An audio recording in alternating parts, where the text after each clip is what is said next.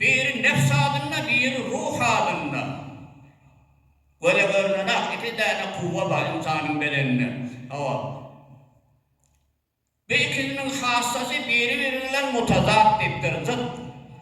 Mun isleyen adını o islemeye, o isleyen adını bir islemeye. Nefsin isleyen adını hemen narava işleri, şeriata hilaf işleri şunu söyleyen insanın nefsi. Gıybet, tuhmat, şarap, kumar, ya bu fahşa işleri. Şunu iyi versen, şunu yedi versen, nefsin kadasını getirdin, nefsin sebriydi.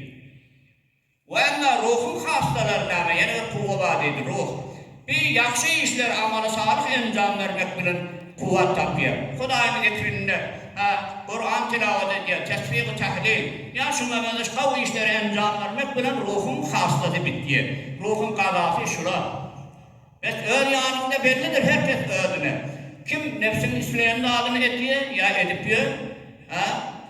Ya kim ondan kaçıyor, ruhun isleyen adları herkes öldüne belli. Pes her vakit nefsin istevlerini ferahem edasen, yani günahlara meşgul olsun,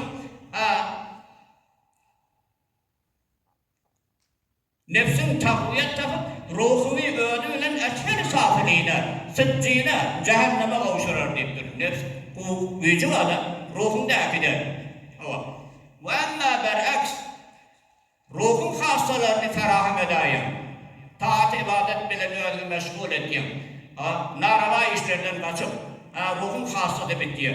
Bu surette ruhun nefsi ödüğünlerini akidip cenneti cavudana, seri cenneti cavudana kavuşurlar. Biz her aydının hastasını vere, kavvazı kavu yere, teneke İslami teneke yere kavuşurlar. Pes hadi cavarlar, yaş yiğitler, yakşı işleri encam vermek bilen ruhlarımıza gerek takviyet vereyim.